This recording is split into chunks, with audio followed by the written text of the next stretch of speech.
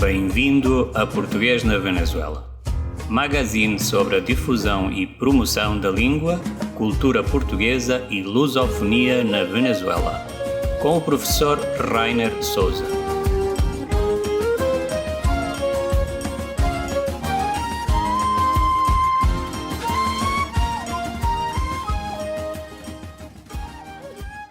Bom dia, boa tarde, boa noite. Bem-vindos a este programa Português na Venezuela, que, como vocês todos sabem, tem como objetivo difundir todo o trabalho que estamos a fazer neste país, os professores, basicamente, e todos aqueles atores que também promovem a cultura portuguesa e de outros países lusófonos, não só Portugal, senão outras nações lusófonas.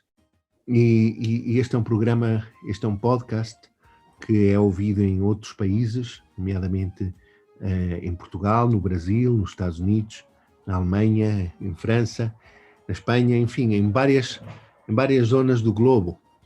E obviamente que é importante divulgar todo este trabalho que estamos a fazer em prol da língua portuguesa. Esta semana foi a semana em que nós celebramos, por segunda vez, o Dia Mundial da Língua Portuguesa, celebrado mundialmente, declarado pela Unesco no ano 2019. E tivemos um concerto extraordinário com Eliana Gonçalves, que nos apresentou com os seus músicos um repertório de música lusófona de vários autores lusófonos. Esse concerto pode ser visto nas redes da Coordenação de Ensino Português na Venezuela e do Correio da Venezuela, nomeadamente no canal do YouTube da CEP Venezuela, Coordenação de Ensino Português na Venezuela, e também no canal do Correio da Venezuela. Vocês podem desfrutar deste trabalho que realizamos para celebrar aqui na Venezuela o Dia Mundial da Língua Portuguesa. Eu gostaria de fazer um reconhecimento aos professores que prepararam os alunos que declamaram poemas também de vários autores lusófonos, de escolas, como por exemplo o Colégio Guayamuri, de Margarita, a Escola de Português de Clarinas, o Colégio La Salle de Mérida, o Colégio São Agostinho El Paraíso aqui em Caracas, o Colégio Integral El Ávila aqui também em Caracas, no leste de Caracas, no estado de Miranda, o Centro Português de Caracas e também o Colégio La Concepción de Maracay. Estes jovens de diferentes regiões da Venezuela puderam, que estudam português, demonstrar os seus conhecimentos, não é, na língua portuguesa ao declamar estes poemas. Estão a aprender, obviamente, mas fizeram um excelente trabalho e reflete o esforço dos professores em prepararem estes estudantes. E então os meus parabéns aos professores destes estudantes pelo esforço que fizeram em memorizar o poema e declamá-lo para depois apresentar nesta apresentação que a Embaixada de Portugal, o Instituto Camões, a Coordenação de Ensino, Correio da Venezuela, a Caixa Geral de Depósitos, o Instituto Português de Cultura e a Associação Venezuelana para o Ensino da Língua Portuguesa produziram para levar até ao público um concerto memorável de música lusófona, que é uma homenagem à língua portuguesa. Esta semana temos neste podcast uma convidada de honra. Temos a Liliana de Faria, também cantora. Vamos dizer porque é que temos duas cantoras seguidas. Tivemos na semana passada Eliana Gonçalves e hoje temos Liliana de Faria. Acontece que dia 9 de maio celebramos o Dia da Europa. Este programa também está dedicado ao Dia da Europa. E Liliana de Faria vai apresentar um tema da música portuguesa, o qual vai representar Portugal na celebração do Dia da Europa aqui na Venezuela. E vou apresentar Liliana Faria. Liliana, como estás? E obrigado pela tua disponibilidade. Muito boa noite, bom dia, boa tarde. Obrigada pelo convite, professor Rainer, e estou muito contente de poder estar no teu podcast. E então, olha, estou à espera de poder desfrutar de toda a informação e de tudo o que vamos falar hoje aqui. Ok. Liliana, vou falar um pouco de ti para os nossos ouvintes que possivelmente não te conheçam. A Liliana nasceu aqui na Venezuela, é venezuelana, filha de pais portugueses, iniciou seus estudos musicais aos 8 anos de idade no Conservatório de Música Simão Bolívar. Também fez um curso de linguagem linguagem musical, desculpem, linguagem musical, iniciação coral e piano complementário, e selecionou também como instrumento a flauta, como instrumento musical. Pertenceu a várias orquestras sinfónicas nacionais, entre elas aquela que destaca mais foi a Orquestra Sinfónica Infantil da Venezuela, a Orquestra Sinfónica Juvenil da Venezuela. Participou como flautista e cantante em coros na Sala Rios Reina, no famoso Teatro Teresa Carreño, na Sala José Félix Rivas e também no Teatro da Ópera em Maracay. Além também esteve em Atlanta, nos Estados Unidos. Pertenceu ao grupo folclórico Dança e Cantares do Centro Português, no qual gravou como solista o seu primeiro disco da agrupação. Foi cantora de diferentes estilos na agrupação Contraste e realizou diferentes comerciais publicitários fazendo voz de crianças. Foi professora de música, flauta no Centro Português. E gravou também como solista para o estúdio Luna Crescente, numa produção discográfica de música para dormir a bebés, intitulado Duérmete mi niño, Dorme meu menino. Também participou como solista no canal de YouTube de Luna Crescente Records, igualmente como babá para dormir bebés, das quais uma delas foi eleita para ser um dos temas de um filme da Warner nos Estados Unidos. No ano 2005 começou a desempenhar-se como cantora independente de fados, do género do qual que admira, ou seja, é o género que mais admira e o qual desfruta mais de interpretar na atualidade. Há muito mais coisas para falar de Hilda, a Hilda Liliana de Faria, é o seu nome completo, mais conhecida como Liliana de Faria. Muito bem, Liliana, já falei um pouco de ti, obviamente que havia muitas coisas mais para dizer. É um prazer novamente ter-te aqui. A Liliana também tem colaborado com muitas atividades da Embaixada, uma delas foi há 2 anos atrás, no concerto do Dia de Portugal, na aula magna da Universidade Central da Venezuela, onde organizamos um concerto, o título era Viagem a Portugal. Liliana de Faria participou neste concerto, cantando músicas de diferentes regiões de Portugal. E foi um autêntico sucesso, que uma vez mais pôs em alto o nome de Portugal, da sua cultura e da sua música. Liliana, Ok. depois desta apresentação, gostaria que falasse um pouco de ti, onde nasceste, como foi a tua infância, a tua adolescência. Fala-nos um pouquinho de ti. Ok, eu nasci cá na Venezuela, no dia 17 de novembro, na Candelária, e morei, a minha criança foi em Santa Mônica. Foi uma infância muito bonita, e foi ao redor de quando eu tinha 8 anos que os meus pais se mudaram para o Paraíso e a minha mãe sempre falava que eu cantava quando era miúda, quando eu estava a arranjar as coisas do quarto, quando eu estava a tomar banho, quando eu estava no carro. Então ela dizia que eu sempre pegava a cantar, e ela colocava canções no carro de cantores conhecidos, podia ser fadistas, podia ser tipo Roberto Leal ou Jorge Ferreira, ou grupos folclóricos, e ela diz que eu sempre começava a cantar e gostava. Então foi quando ela estava a perceber de que eu tinha um dom, porque ela diz que eu cantava muito bem, que eu aprendia as músicas imediatamente, que às vezes eu escutava uma música uma vez e já aprendia de memória, e começava a cantar sozinha depois. Então ela diz que ela sentia que eu tinha um grande dom para a música e ela começou a investigar um pouco alguma escola de música e foi quando ela deu com o Conservatório de Música Simão Bolívar e perguntou se eu podia entrar e efetivamente foi assim. Aceitavam miúdos desde os 7 anos de idade e então comecei a estudar ali, comecei como num coro, entrei foi num coro, participei assim pequenina em muitas salas de concertos aqui na Venezuela e depois passado um tempo começávamos já o que era as aulas musicais, que era para tomar aulas de linguagem musical, de teoria e solfeio, tinha várias assinaturas, não?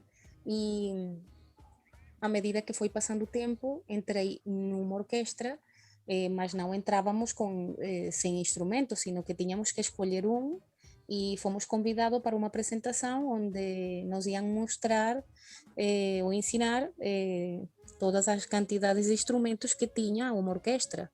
E de verdade eu fiquei apaixonada por os instrumentos de vento. Foi algo que me prendeu imenso e quando escutei a flauta foi quando decidi escolher a flauta. E comecei também os meus estudos de flauta. Era obrigatório no conservatório estudar 3 anos de piano complementário, por isso foi que aprendi o piano e isso também me ajudou imenso depois a aprender a tocar o acordeão, mas o acordeão veio depois, porque comecei foi com estudar música aos 8 anos e à medida que foi passando o tempo, que acabei todas as aulas de flauta e tudo o que tinha a ver com a teoria musical, comecei a entrar em orquestras já como flautista na primeira fila e comecei a dar imensos concertos com os meus companheiros e assim fui de uma orquestra infantil, depois passei a uma orquestra juvenil, pertenci também a uma orquestra de câmara que chama-se Amadís, que era uma orquestra com mandolinas, era de música clássica. Depois passei a uma orquestra que foi a última orquestra que eu participei, que é a Orquestra Nacional de Flautas, de puras flautas, baixos, altos, tinha pícolos, mas era só de flautas. Com eles viajei a Atlanta, como bem disseste no currículo, e também tocamos em imensas salas no país, tanto aqui em Caracas como em Maracaibo, Maracai, Valência, tocamos em muitos lugares. Então depois os meus pais decidiram comprar uma questão no Centro Português, eu tinha 12 anos para esse entonces e a minha mãe, como sempre o meu pai gostavam da música portuguesa e eles estavam a ver que eu tinha talento para outras coisas, eles falaram comigo e me disseram, olha, tu não gostavas de aprender a tocar o acordeão? E me pareceu interessante, não? Porque o acordeão é um instrumento que tem teclado e tem baixos e me parecia um pouco complicado, não? Só ver o instrumento. Mas fiquei apaixonada porque eles me levaram e eu disse que sim, me apresentaram o professor e ele me esteve a ensinar como era o som do acordeão e fiquei também apaixonada e comecei a aprender a tocar acordeão. Mas tudo isto eu estava a levar a par com a minha orquestra, eu estava a levar as duas coisas ao mesmo tempo, ou seja, a música, orquestras, flauta e tudo, e também ao mesmo tempo estava no Centro Português, eu recebia aulas uma vez a semana e estava a começar com acordeão. Então foi quando, dos 16 anos, quando já tinha aprendido a tocar bem o acordeão, a minha mãe depois lhe falaram que tinha lá no Centro Português um grupo folclórico, que porque não falava com o diretor para eu participar como acordeonista e assim foi. Então entrei no grupo folclórico como acordeonista e estive a tocar uns meses e um dia numa brincadeira, quando tínhamos um ensaio, o professor dá um break para que os miúdos que dançavam fossem tomar água e descansar e relaxar um pouco. O diretor começou a tocar uma canção que eu escutava quando era pequenina e eu peguei no microfone e comecei a cantar. Então, começaste a cantar? Sim, o diretor olhou para mim e disse, tu cantas? Eu digo, penso que sim, não sei. E comecei a rir. Ele diz, olha, a partir de hoje tu não vais tocar mais acordeão, tu vais ser a cantora do grupo. E assim foi. Ele não queria que eu tocasse mais acordeão, ele queria que fosse cantora do grupo. E comecei depois a aprender as canções, obviamente as canções do folclore, me prenderam imenso e gostava imenso porque eram aquelas canções antigas, populares, como Uma Rola na Areia, Cefeiras. Havia tantas canções bonitas que minha mãe colocava e que há muitas que já sabia. Uhum. Então, comecei a aprender e me converti na cantora do grupo. Estive no grupo 6 anos e também fizemos uma produção discográfica onde eu participei como cantora. E estive lá até os praticamente 18, 19 anos aproximadamente. Não, até os, para ver, como até os 22 por aí. 22, quase 23 anos. Mas Sim, também o mesmo Liliana, tempo. tu falaste do folclore, não é? Que participaste no folclore e começaste a cantar. Tu já sabias falar português na tua casa? Os teus pais Não, ensinaram-te? Como foi não. esse contacto com a língua portuguesa? Isso é uma coisa bem estranha, porque, ok, eu não vou julgar os meus pais, mas os meus pais não foram esses pais que falavam português em casa. Meus Uhum. pais falam espanhol. Aliás, com muitos pais Sim, eu sei que de também há muitos portugueses pais na Venezuela que não usavam o português em casa. exatamente, mas eu de verdade, sinceramente, eu tivesse gostado imenso que os meus pais sempre falassem português. Eu acho que eu podia ter agora um sotaque quase perfeito. Mas eu sei que ainda me falta muito. E estou a falar português por iniciativa também própria, mas eu sim tive conhecimento de português porque há pessoas no centro português. Nessa altura foi o professor David. Davi Pinho, Sim, David Pinho, os porque nossos cumprimentos para ele, se nos estiver a sim, ouvir. claro que sim. E de verdade tenho que agradecer imenso porque eu estava no folclore, mas também ao mesmo tempo eu estava a começar a apaixonar-me por o fado. E me convidaram a participar num primeiro evento que fez o Correio da Venezuela e fui convidada no primeiro encontro que eles tiveram, não me lembro exatamente o nome do encontro, e me convidaram e foi quando eu cantei os meus primeiros fados. Então, o senhor David diz, olha, tu cantas muito bonito, tens talento para o fado e eu gostava de oferecer-te que tu participes num curso de português que estamos a impartir aqui no Centro Português e eu me lembro que foi uma beca, porque fui becada com isso. Uma bolsa, não é? Uma bolsa de Realmente, estudos, dizemos em português. e de verdade que eu aproveitei imenso, tive também a oportunidade de ser aluna do professor João da Costa, e conheci imensos professores também que me ajudaram. Cheguei até o terceiro nível, não cheguei a aquele que fazem de conversar, e eu gostava de verdade imenso. E pode ser que em qualquer altura eu faça esse curso quando falam de fazer curso, acho que é mais de conversação, não é? Como eu acho que é para fluir mais na De prática conversa. oral, da oralidade, não é? Para desenvolver a oralidade. Um dia eu vou fazer porque de verdade tenho imenso interesse para melhorar a pronúncia em algumas palavras, não?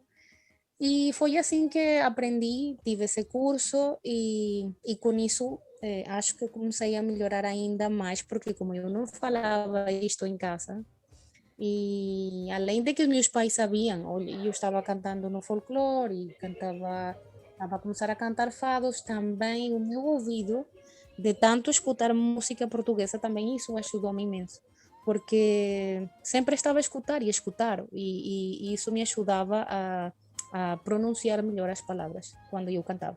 Uhum. E nesse momento eu considero que eu cantava melhor do que falava, porque quando tu escutas tanto uma canção, aprendes a pronunciar de forma praticamente perfeita. Obviamente não tens o sotaque português, mas eu acho que eu cantava melhor do que falava. Agora, depois de tantos anos, acho que já estou como equilibrada um pouco, sinto que já estou a falar melhor do que antes, Liliana, uma Eh, pergunta. e Liliana, uma pergunta. Tu consideras o português uma língua difícil? não, ok, não para quem tem família, quem tem pais portugueses, que já escutou alguma coisa, músicas, que já cresce, não? Escutando coisas, mesmo que não seja o idioma que se fala em casa, mas sempre vamos escutar alguma coisa, ou de repente o pai escutar uma notícia em português e já tu vais sentindo, não? Aquele idioma e não, para mim não seria difícil assim. Agora, para uma pessoa que não tem raízes portuguesas, que não conhece nada, não sei, acho que podia ser um bocadinho difícil até certo ponto, porque praticamente há palavras que são muito, muito parecidas ao espanhol, só que obviamente tem um sotaque diferente, mas acho que seria mais difícil para quem não tem raízes nem família portuguesa, que vai ver isso por primeira vez. Mas também depende da vontade das pessoas, porque há pessoas que de verdade não podem ter família e gostam tanto de aprender o idioma que pode ser imensamente fácil para eles. Eu acho que também vai depender um bocadinho da pessoa também. Claro. Liliana, tu és cantora de fado e disseste que chegaste ao fado de uma maneira acidental, não é? Eh, Certo ou não? Prácticamente. O sea, voy a... Tu não a conhecias mí, o fado antes. Esse contacto com o fado foi um acidente na tua vida e ficaste apaixonada, certo? porque minha mãe realmente ela colocava era músicas populares, artistas assim, como já falei, que Jorge Ferreira, Uhum, Roberto Leal, de ranchos folclóricos, e então era aquela música uhum, alegre e essa música que é mais mexida, por dizer assim. E também a minha mãe escutava fados, porque ela também gostava, mas ela gostava fados, era daquelas fados de aquelas senhoras maiores, por exemplo, Amália Rodrigues, Lucília do Carmo, Celeste. Então, obviamente, para uma miúda como eu nessa altura tinha 16 anos, mas quando tinha menos, e a minha mãe colocava essa música, não tenho vergonha de dizer a sério, mas eu dizia, mãe, mas muda a música, porque ao meu ouvido, como era música de senhoras, uhum, era pesado para o meu ouvido às vezes escutar. Mas depois, à medida que fui crescendo, fui escutando realmente as letras e fui como profundizando. E me di conta que haviam letras maravilhosas e também quando fiz o curso de português e quando comecei a ler livros e já comecei a entrar um pouco mais dentro do idioma, fui apreciando também as letras e também nesse momento estava a aparecer muita novidade, estava Dulce Pontes, estava Ana Moura, uhum. Marisa, então As começaram a grandes estrelas do fado. sim, que também são novas, mas também gostava porque não era aquele fado antigo, sino que já era um fado mais moderno e colocavam outros instrumentos e piano e percussão e baixos. Então, todos esses sons e essas misturas de música enquanto também eu escutava a essas raparigas fazer coisas diferentes e novas, começou a aprender-me, não? E comecei a apaixonar-me porque tinham coisas que me chamavam a atenção, porque obviamente como sou músico, eu gostava também da diversidade e não sempre ficar como com esse fado tão antigo, tão tradicional, e quando comecei a escutar coisas novas, também comecei como, me começaram a capturar, não? Uhum. E fiquei apaixonada. E comecei a escutar e a profundizar as letras e fiquei ainda mais apaixonada. Comecei a investigar um pouco mais sobre o fado e depois foi quando me di conta que eram poemas cantados também e gostava imenso das letras. Eram letras que podiam ser curtas, mas diziam imenso, ou diziam muito, com Uhum. mistura de sentimentos e aquilo começou a apaixonar-me de uma forma que incrível, a sério. E comecei a ficar louca por o fado. E comecei a escutar e escutava e ia cantando e ia indagando e procurava músicas e actualmente, além de que eu escuto músicas de esas cantoras más actuales, Ainda continuo a escutar música de Amália, porque para mim, acho que Amália foi como uma guia, não? Como a pioneira, como a rainha, por dizer assim. E também escuto canções de Lucília do Carmo. E eu também cantei canções de Lucília do Carmo, e que é uma das fadistas também mais antigas. E Liliana, também gosto, também Liliana, gosto. vamos agora fazer uma pausa porque os ouvintes certamente gostariam de ouvir-te cantar fado. E vamos ouvir um tema, um fado, que se chama Há uma Música no Povo.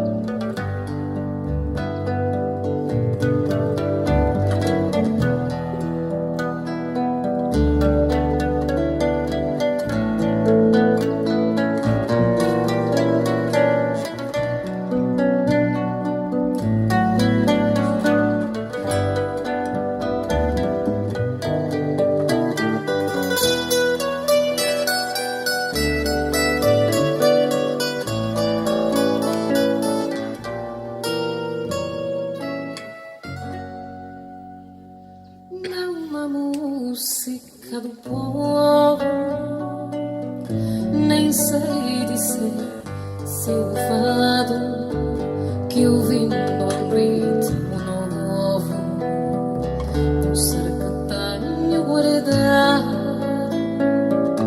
ouvindo a socar seria se desejar fosse ser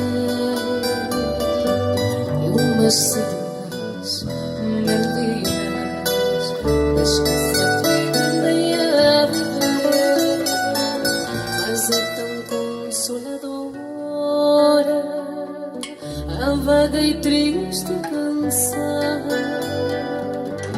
que a minha alma já não chora, nem eu tenho coração. Sou uma moça estrangeira, um erro de sonho. Canto de qualquer maneira e acabo com sentido.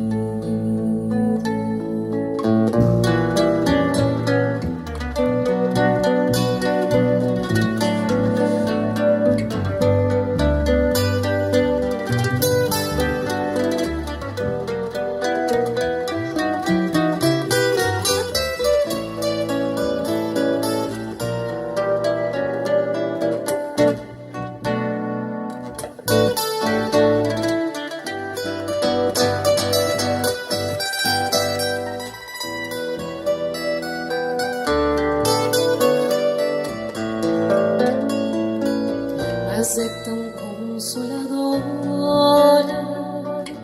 a vaga e triste canção que a minha alma já não chora, nem eu tenho coração. Sou uma moça estrangeira, um erro de sonho.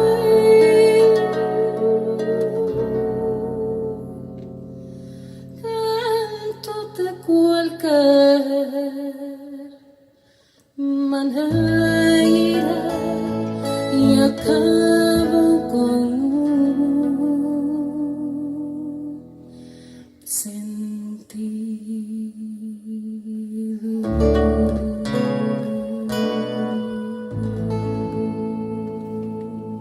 Acabamos de ouvir este fado, Há uma Música do Povo, na voz de Liliana de Faria. Extraordinária esta voz e este talento que tem a Liliana. Liliana, conta-nos um pouco desta letra, o que é que há de especial nesta letra para ti, que és, neste momento, acabamos de ouvir, a intérprete deste fado? Olha, de verdade o que me capturou deste fado foi de Fernando Pessoa, e de verdade a letra é imensamente interessante porque ela fala de que é uma música do povo e fala da emoção e da conexão de que realmente é como sentir como o fado realmente pertence ao povo, porque é assim, o povo sente, escuta, vibra e, e de verdade sinto que é um dos melhores fados maravilhosos, porque tem uma letra espetacular escrita por Fernando Pessoa e é um grande autor, não? Eh, do mundo português. E por isso também escolhi dentro do meu repertório, porque gosto de ter um bocadinho de todos. Porque de verdade, se fosse por mim, cantava todos e de todo o mundo. Mas obviamente não dá porque são imensos, mas sempre trato de ser seletiva e escolher um bocadinho dos melhores. Liliana, tu falaste agora que este é um dos fados que mais te marcou. Há outro fado que, que tenhas uma certa predileção? Sim, há fados que tocaram imenso. Um deles, por exemplo. Por exemplo, tenho um fado que canta Amália que se chama O Medo, que para mim também é um fado extraordinário, que diz muito. Há tantos, de verdade é imensos, é difícil escolher ou dizer. Podes cantar um pouquinho de Medo à capela? Um Sim, pouquinho. claro. Quem dorme a noite comigo, quem dorme a noite comigo, é meu segredo, é meu segredo. Mas se insistirem, lhes digo, mas se insistirem, lhes digo, o medo mora comigo. O medo mora comigo, mas sou medo, mas sou medo. Muito bem, Esta muito canção bem, Liliana. é muito, Parabéns. muito linda. E por aí li em alguma parte que esta canção foi cantada com ela como com muito sentimento, porque ela estava a atravessar nesse momento quando ela tinha o cancro. E, e acho que ela se conectou imenso com este fado, era por um medo que ela podia sentir. Porque é normal, óbvio, quando uno tem uma enfermidade tão agressiva, não? Como um cancro, não posso imaginar, porque já de por si o fado é uma canção carregada de muitas coisas e eu descobri, sinceramente, que através do fado, é a minha percepção como cantora, e eu posso transmitir imensa quantidade de coisas. Já o fado tem uma letra, tem um sentimento, já foi escrita e já tem sentimentos de autores, mas eu descobri que o fado me dá a oportunidade a mim de poder transmitir ao público tudo aquilo que eu sinto. É uma coisa que eu não consigo explicar, mas quando eu estou num palco e canto, fecho os olhos e sinto que posso como abrir a minha alma. É como se estivesse a falar ao público tudo aquilo que eu sinto, que eu tenho lá dentro. Pode ser angústias, tristezas, desesperação, alegria, tanta coisa que eu posso sentir e sinto que o fado me libera. É como se me libera isso que tenho na alma.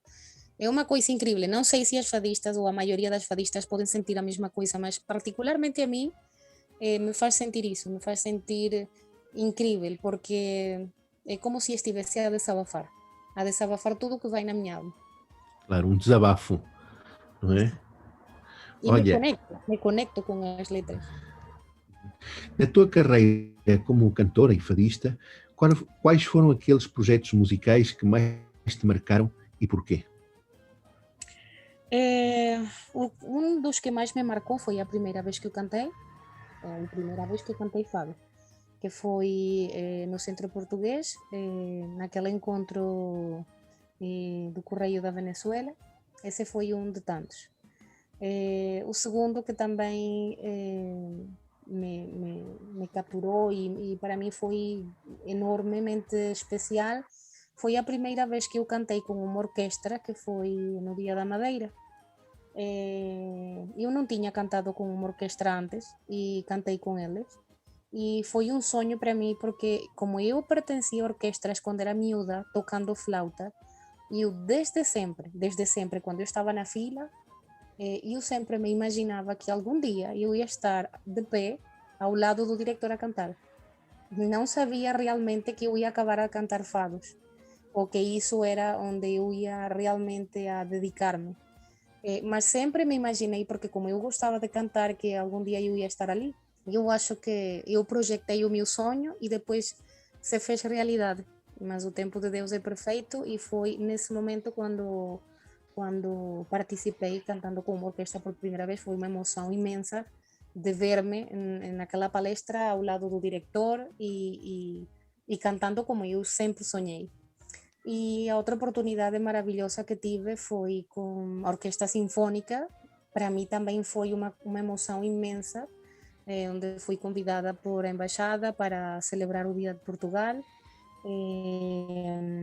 que foi aquele viagem a Portugal, e gostei porque foi um concerto diferente, carregado de diversa música de diferentes regiões de Portugal, e foi um bocadinho, já não era tanto fado, mas foi música que também eu adorava, que gostava, Laurindinha, tinha tantas músicas que eu já tinha cantado, bem seja no folclore ou que eu tinha escutado, e então me conectou com aquela infância e com aquelas coisas que eu tinha aprendido, que eu gostava, e para mim foi muito emocionante porque foi na aula magna, que de verdade é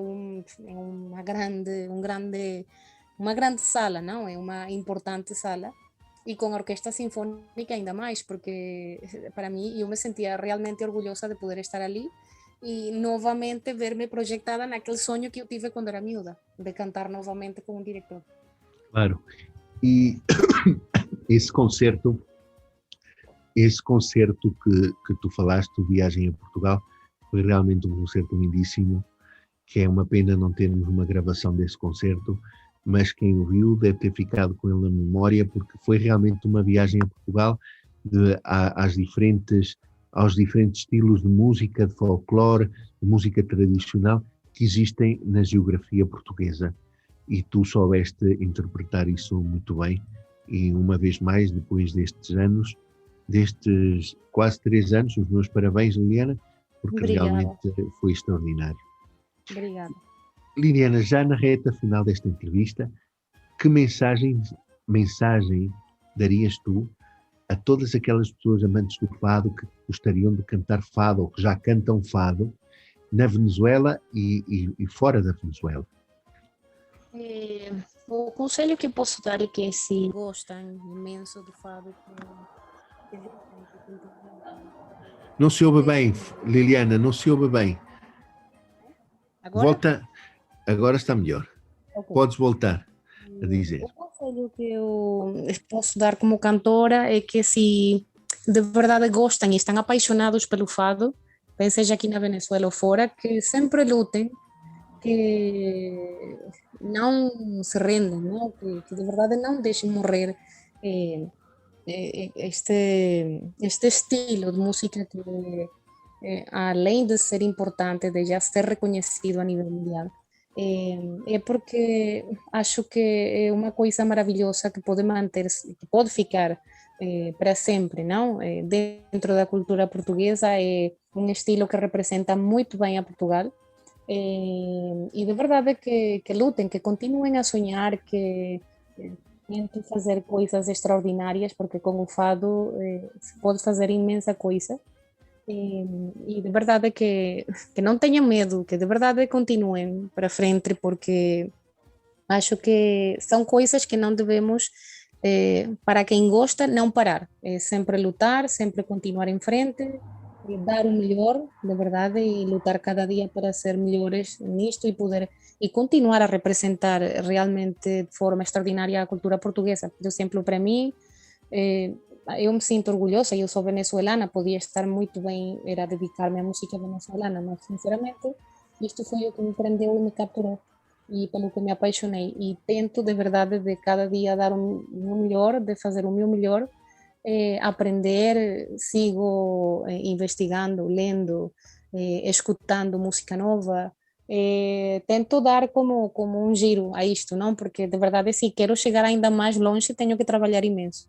Assim que temos é que lutar e não deixar de sonhar, que é o mais importante. Sim.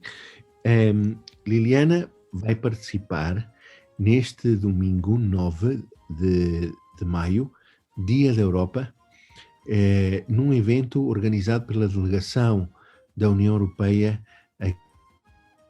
da manhã, pelo canal de YouTube, pelas redes da delegação da União Europeia aqui em Caracas, delegação da União Europeia, e uma celebração do Dia da Europa. Liliana vai cantar um tema musical da autoria, não era da autoria da Amália Rodrigues, mas foi popularizado pela voz da Amália Rodrigues.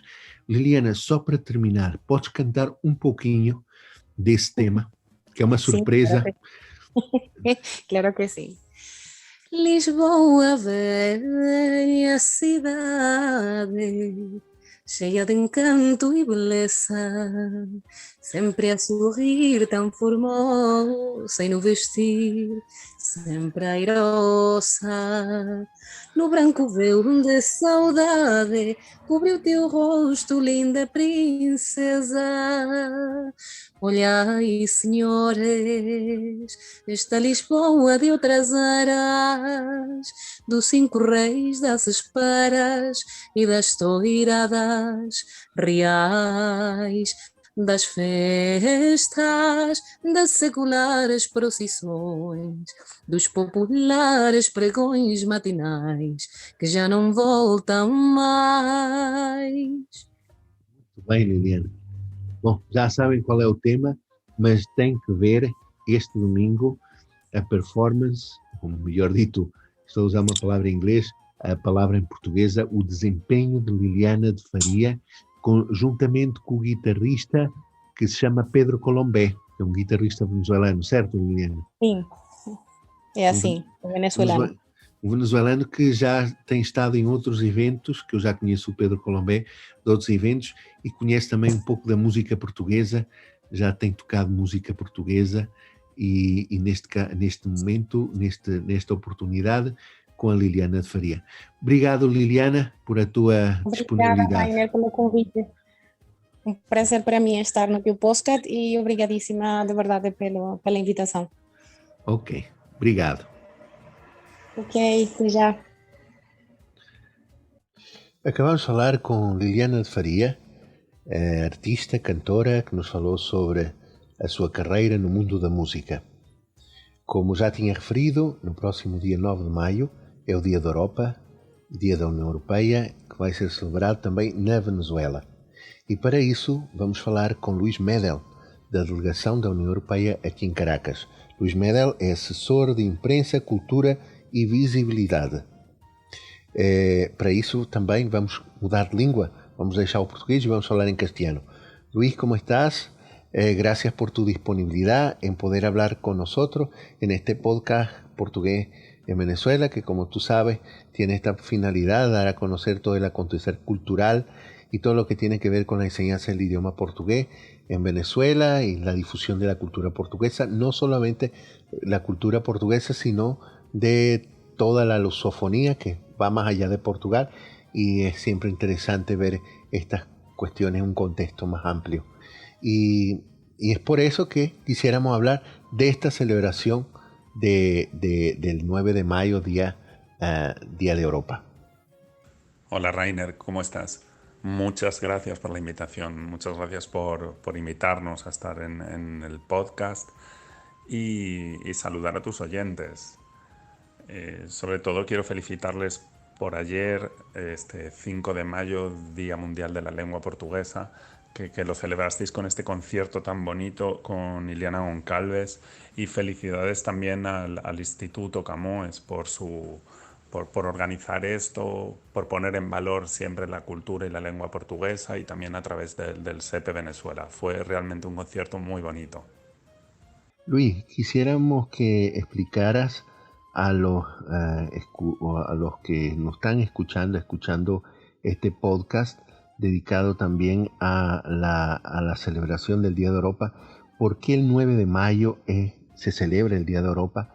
¿Y qué significado tiene esto para la Unión Europea y sobre todo para nosotros aquí en Venezuela? Estamos, como bien decías, Rainer, en la celebración en mayo, en el mes de Europa. Es nuestro mes más importante en el año porque el día 9, que coincide además este año en domingo, el Día de la Madre aquí en Venezuela, es el día en el que se conmemora, es el aniversario de la célebre declaración del ministro francés Schuman. Y eso supuso el inicio del proceso de integración europea. Se habían, bueno, de un periodo de guerra y a través de esta declaración lo que se decidió fue unir la producción de dos productos muy vinculados a la economía de guerra, el carbón y el acero, y esto es lo que tuvo que ver con el inicio de un proceso de pacificación del escenario que tradicionalmente había tenido Europa. A partir de ahí ya son más de 70 años de paz y hay que agradecer, por supuesto, a esa integración y la voluntad de los países. Es por eso que celebramos este 9 de mayo siempre con numerosas actividades aquí en Venezuela, actividades culturales eminentemente con la colaboración por supuesto, de las embajadas, los institutos culturales, los consulados, y es una ocasión, bueno, pues para a través de la cultura poner de relieve los valores de la Unión Europea, la unión, la solidaridad y cómo estamos unidos en la diversidad. ¿Cuál es la actividad que está organizando la delegación de la Unión Europea? ¿Con quién está realizando esta actividad? ¿Y en qué consiste y dónde y cómo se puede ver y participar en esta celebración que, como sabemos, en época de pandemia tendrá que ser en streaming o a distancia? Exacto, como bien decía Rainer, en esta época de pandemia, ya por segundo año consecutivo estamos celebrando el mes de Europa de forma online. No nos podemos detener, queremos seguir compartiendo actividades y bueno, pues lo hacemos a través de las redes, que por otra parte también nos da la posibilidad de llegar a más público, de salir de Caracas, que es nuestro público potencial, pero llegar también al interior del país, a otros lugares de Venezuela, y que la gente también pueda participar y que compartamos con ellos esta celebración. En concreto, el 9 de mayo, el domingo, vamos a tener a las 11:30 de la mañana un concierto. Es un concierto especial que la característica es músicos venezolanos, son jóvenes cantantes venezolanos, van a poner su voz, su música, su talento para reinterpretar temas europeos. Van a ser 8 canciones europeas, 8 piezas de música, y va a ser muy bonito porque va a ser la fusión de sonidos entre el continente europeo con ritmos venezolanos y creo los cantantes están muy ilusionados y creo que va a quedar algo muy bonito precisamente por esa fusión. ¿Quiénes nos van a acompañar? Bueno, pues está Liliana de Faría, que ya la conocen todos ustedes, pero también tenemos otros cantantes venezolanos como Daniela Padrón, Liana Malva, El Otro Polo, Giselle Brito, y son numerosos cantantes y contamos con el apoyo y la coordinación de la directora Elisa Vegas, porque por supuesto la Orquesta Sinfónica Ayacucho también nos acompañará en este concierto, que además vamos a cerrar con un regalo para los venezolanos, con un tema en este caso de Venezuela. La presentación, como te comentaba, la haremos el domingo a las 11:30 de la mañana a través de Zoom. Entonces yo invito a los oyentes a que estén atentos a las redes de la Unión Europea, @UE en Venezuela, porque ahí ya hemos publicado los enlaces. Y por supuesto, tengo que agradecer la colaboración de las embajadas. Las voy a mencionar todas porque no quiero dejar a ninguna fuera. pero agradecer que se hayan implicado tanto y su colaboración para esta actividad son las embajadas de Alemania, España, Francia, Grecia, Italia, Países Bajos, Portugal y Polonia, con quienes mantenemos una excelente colaboración a nivel cultural y el fruto de eso se ve en este concierto que esperamos que la gente pueda disfrutar. Gracias, Luis, por tu disponibilidad. Un gran abrazo y éxito para el próximo día 9 de mayo, Día de Europa. Muchísimas gracias, Rainer, por la oportunidad de compartir un poquito con ustedes y con los oyentes. Y solo recordarles que pueden conocer toda la programación del Mes de Europa a través de las redes sociales de la Unión Europea en Venezuela, que es @UE en Venezuela. Muchísimas gracias de nuevo y un saludo para todos.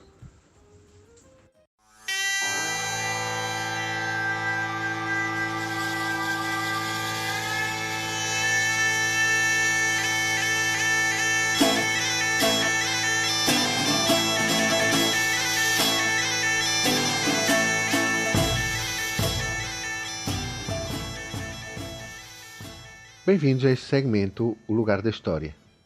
Nesta semana falaremos dos principais acontecimentos na época do primeiro rei de Portugal, Dom Afonso Henriques.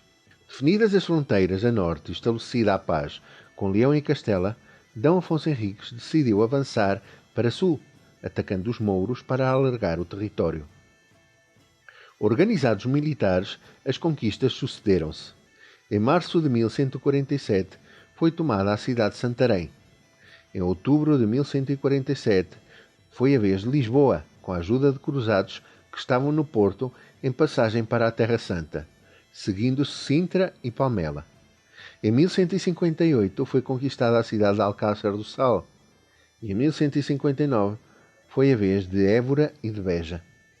Em 1161, Évora, Beja e Alcácer do Sal caíram novamente em poder dos muçulmanos, sendo reconquistadas somente alguns anos depois, entre 1162 e 1166. Nestas reconquistas destacaram-se algumas figuras como Gonçalo Mendes da Maia, o lidador, Dom Fuas Roupinho e Geraldo Sem Pavor. A maior fonte de riqueza do século XII era a agricultura, pelo que era praticada pela maioria da população, a par da criação de gado, da pesca e da caça. Intimamente ligadas à pesca estavam atividades como a extração de sal e a salga de peixe. O comércio era feito por pequenos vendedores ambulantes, chamados almocreves, que se deslocavam por todo o reino. Um importante centro de atividade económica eram as feiras, às quais os diversos comerciantes e particulares se deslocavam periodicamente para fazerem a troca de produtos. As feiras constituíam um acontecimento muito importante, quer a nível económico, quer a nível social e de divulgação cultural, já que vinham à feira pessoas de vários locais e com diferentes conhecimentos.